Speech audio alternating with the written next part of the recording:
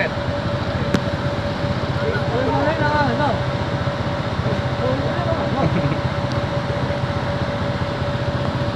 Ayo duren. Wih, ada duren. Ada rasa.